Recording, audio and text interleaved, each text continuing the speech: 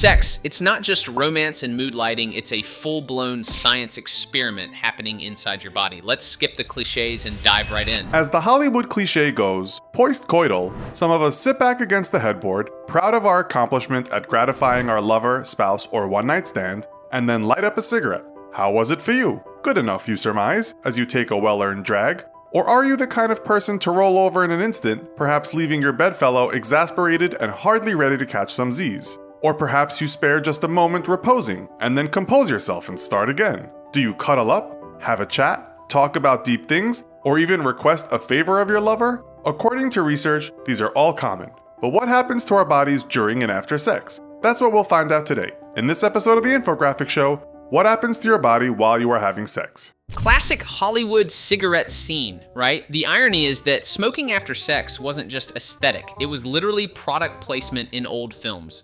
Back in the 40s and 50s, tobacco companies used intimacy to sell the idea of cool relaxation. Fast forward to now, and the modern version is scrolling TikTok in bed, which is arguably way less glamorous, but maybe worse for your dopamine. Funny how human post-game rituals haven't changed, just the props swapped from Marlboro to memes. Today we'll talk about what happens to both men and women having heterosexual sex, and when we say sex, we mean intercourse, lovemaking, copulation, fornication, or as the Brits say, having it off. So, let's start with the man. What happens to him?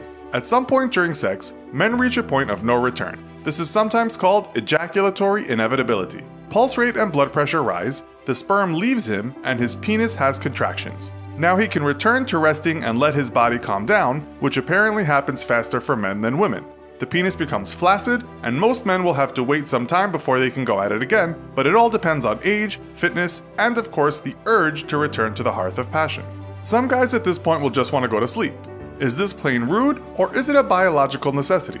Well, listen up, disgruntled women. Science says it's natural for men to want to sleep, and for various reasons. Ejaculatory inevitability sounds less like a medical term and more like the name of a prog rock album. The whole guys instantly crashing after sex thing isn't just laziness, it's biology cashing in its chips. Oxytocin, prolactin, serotonin, basically a chemical cocktail that screams nap time. Notwithstanding the obvious, in that it's often nighttime and tiredness might be normal, another reason is because upon reaching orgasm, men release lots of pent-up anxiety. So do women, and they might feel tired too, but it seems men sleep more after sex according to research. Another thing is brain chemistry. All these chemicals spill out in the brain when men ejaculate, including serotonin, oxytocin, norepinephrine, vasopressin, and nitric oxide. Some of these chemicals are related to de-stressing and the readiness to sleep. This can lead to that feeling of, phew, and then men want to relax just as they would after any strenuous exercise. It's kind of like getting a hit of morphine, and apparently that hit is much stronger when having sex than when masturbating. One doctor puts it like this when talking about the release of chemicals. They give you a very relaxed feeling, slow down your brainwaves and cerebral functioning, and make you feel pleasantly tired. But it's thought the hormone that is released called prolactin is the main reason men want to sleep. It gives you satisfaction, and the less of it you have, the more likely you will go for round 2 quicker. Really satisfied men may just turn over and start to snore. So basically, men's brains after sex are like a pharmacy just exploded serotonin, oxytocin, nitric oxide, the whole Avengers cast of chemicals. Prolactin is the MVP here, the hormone equivalent of Netflix asking, "Are you still watching?" and then answering for you. What's wild is the morphine effect. Sex literally sedates harder than solo play, which kind of explains why masturbation feels like a snack, but intercourse feels like Thanksgiving dinner. One fills you up, the other knocks you into a coma. Another thing is that he might want to go for a pee. The reason? It's chemicals again. Oxytocin and prolactin affect the kidneys, and this makes him run off to the bathroom. Some experts also think it's to clean the urethra from bacteria, a kind of natural need. It might also just be because he's been holding it in during all that messing around. He then finds the pee won't come out. That is normal, because for the sperm to come out, your internal sphincter muscle clamps, and this is to close the bladder. This is to stop the semen from entering the bladder. In a recent article in Cosmopolitan magazine, it was suggested that men who want to cuddle are keepers, but it also says that men who don't might just be succumbing to their own body's demands. You might find that your penis feels a bit sore, but this is just normal after all that contracting. Don't worry, it shouldn't last long.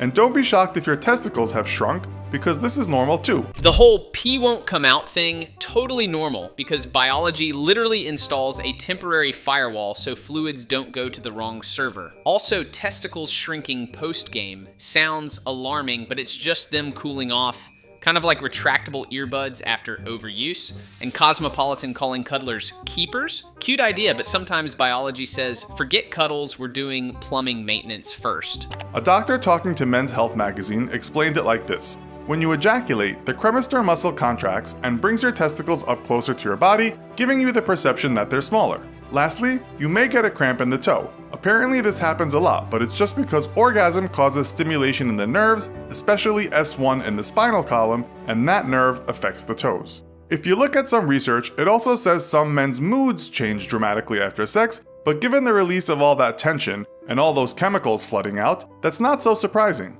Some men have reported feeling emotionally handicapped after a great orgasm, and that's thought to be because huge amounts of dopamine were released. It's like coming down from a drug that makes you feel happy or ecstatic. In women, the feelings can be similar, as we shall see. So, what about postcoital women? Well, women may not always orgasm.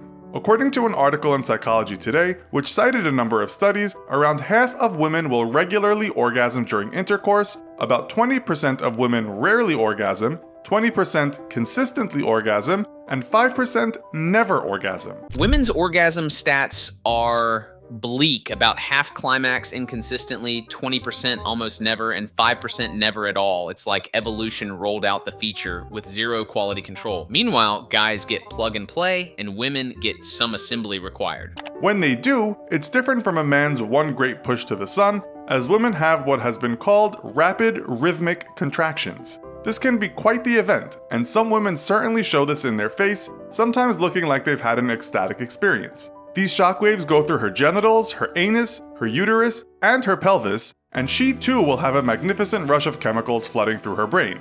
She may experience female ejaculation, which is when a milky liquid will come out of her urethra. Don't worry women, there's nothing wrong with this. But what about when a lot of liquid comes out?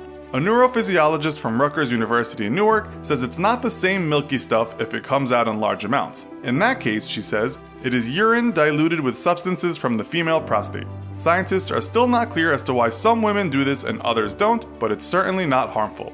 So, why are women often up for a chat about tomorrow's activities or the meaning of life, while some men are already halfway to La La Land? Women's orgasms aren't the one big rocket launch like men's. It's rapid-fire contractions rippling through multiple organs, basically a seismic event. Add in a brain flood of chemicals, sometimes female ejaculation, and voila, way more variability than men get. The chatty afterglow thing, that's chemistry too. Her brain is wired for connection while his is wired for nap mode. Evolution really gave them conversation DLC while guys just got sleep patch 1.0. According to a study in the Netherlands undertaken in 2005, women are more focused than men during sex, their minds completely set to the task of reaching orgasm. This is because their amygdala and hippocampus, which regulate feelings, kind of turns off. They are at one with sex, well, at least if they are fully immersed in it. Once we've come, we return to our bodies, our consciousness recalibrates, and our emotional intelligence returns, said an article in Bustle about this phenomenon. But after sex, they switch back. And it's then they get that lovely hit of oxytocin, sometimes called the cuddle chemical. One study found that people with high levels of testosterone release less of this after sex, and men generally have high levels. Some women do too, of course, just not as much. So men, next time you turn over, blame your lack of oxytocin.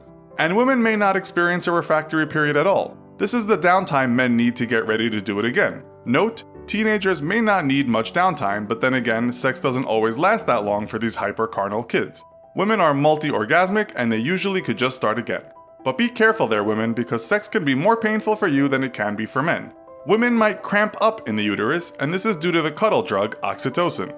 Let's now call that the double-edged sword chemical. That Dutch study basically proved women enter Zen mode during sex. Their emotional centers literally power down so they can laser focus on orgasm. And with me, they definitely have to, because I'm not the best at sex. There might also be some burning because of the vaginal tissues getting dry, but lubrication can help. The stinging doesn't mean there is a problem, but obviously if it persists longer than a day or two, it might be something else. And if men see shrinkage, then women see the opposite. In their breasts at least, Many women's breasts get bigger after sex, and in some women by as much as 25%. According to Women's Health magazine, just how swollen the breasts become differs from woman to woman. The same article also said a woman's clitoris will become very small at point of orgasm, almost disappearing. At the same time, women's nipples may become more sensitive, but this is very natural. Other reports say some women become giddy after sex, and others feel great confidence, seeing their bodies as much more attractive than before. Most reports we can find state that while some women may experience a slump after the sex, it's the men that really suffer from depression, sometimes a week long. But as the saying goes, what goes up must come down, and most of the time, it's worth the ride. So, does this video accurately describe what happens to your body during sex, or did we leave something out? Let us know in the comments. Also, be sure to check out our other video called What Happens When You Die. Thanks for watching, and as always, don't forget to like, share, and subscribe. See you next time. Sex basically turns the human body into a carnival of weird science. Shrinking clitorises, swelling breasts, hypersensitive nipples, and men battling week-long post-fun blues. Some women walk away glowing with confidence, others just giggle, while guys sometimes act like they just lost the Super Bowl. Biology's punchline? It's messy, unpredictable, and somehow still worth the chaos every single time. The Infographics Show did an amazing job breaking this down. Link is in the description. Next time we'll dive into something totally different, yet strangely connected in ways you won't expect. Stay nerdy.